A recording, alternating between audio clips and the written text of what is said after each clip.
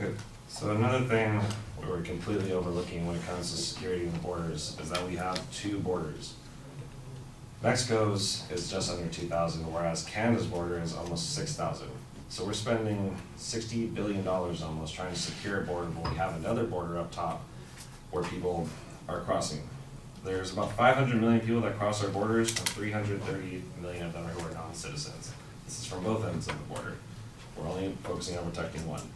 Now, he says we don't know where immigrants are coming from, but estimates of the unauthorized immigrant population residing in California, according to the Office of Homeland Security, says that undocumented Canadians currently live illegally in the United States.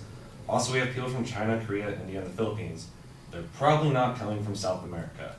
We're not going to stop these immigrants by building out border policies over there. Another thing we have is Arizona has something like a show me your papers rule, or show me your papers. So they can stop and profile people and say, hey, we want to see your documentation that you can legally be here. There's no way we're going to implement something like that from Canada. They look like too much like Americans. So we're really focusing on the wrong border. Now, why should we be worried about Canada's border? What are they bringing? Well, unlike Mexico, who has counterfeit drugs, CNN communicates that officials believe that 25% of prescription drugs sold in Mexico are counterfeit. Canada has good, cheap drugs. The Canadian government puts a cap or ceiling on the amount that the drug companies can charge pharmacies and other distributors of drugs. This reduces the wholesale cost of medication for most organizations throughout Canada by about 5%. Now, why is that an issue? Because Americans are taking more prescription drugs. Americans taking prescription drugs has increased dramatically during the most recent period.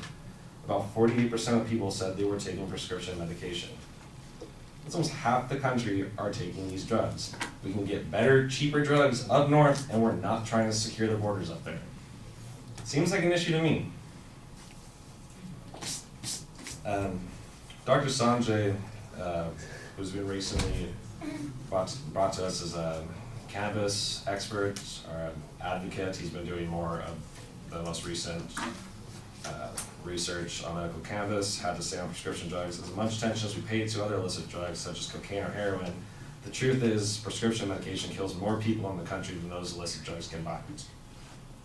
So the real issue here is we need to be focusing on securing the Canadian border and working on stopping getting those drugs to our American families. Thank you.